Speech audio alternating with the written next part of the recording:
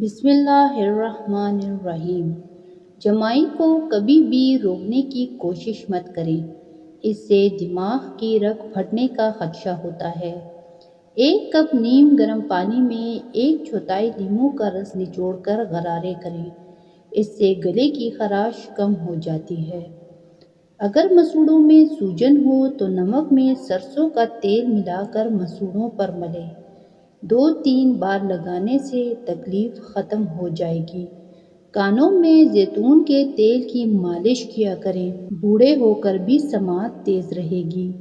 یادداشت تیز کرنے کے لیے نہار منہ دودھ کے ساتھ کھجور کھائیں، یادداشت تیز ہو جائے گی۔ ادرک والا پانی پیا کرو، یہ جسم کے خون کو صاف کرنے میں مددگار ثابت ہوتا ہے۔ دودھ میں زیرہ ڈال کر پینے سے پیٹ کبھی باہر نہیں نکلے گا۔ پپیتا پیٹ اور معدے کے امراض کو دور کرنے میں ایک مؤثر دوا کا درجہ رکھتا ہے۔ اگر آپ کو گنجپن کی شکایت ہو تو دھنیا کا رس لگانے سے بال دوبارہ اگنا شروع ہو جائیں گے۔ ساگودانہ گرم دودھ کے ساتھ کھانے سے بخار دور ہو جاتا ہے۔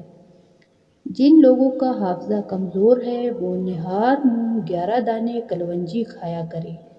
چھوٹی الائچی کھانے والوں کی ریڑھ کی ہڈی کمزور نہیں ہوتی۔ پیاز بلڈ پریشر، دل اور معدے کی بیماریوں اور فالج کے مرض سے محفوظ رکھتا ہے۔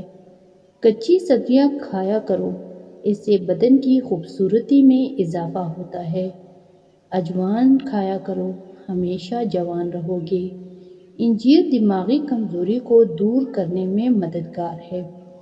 کوئی کانٹا چبھے یا زخم ہو جائے تو مہندی کا استعمال کرو۔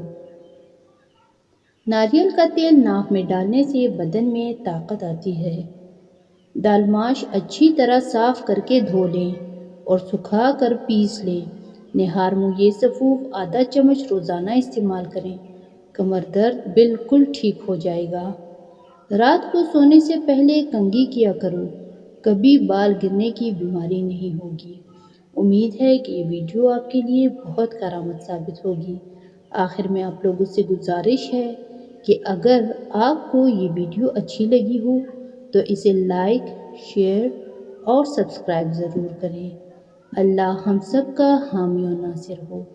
آمین ثم آمین۔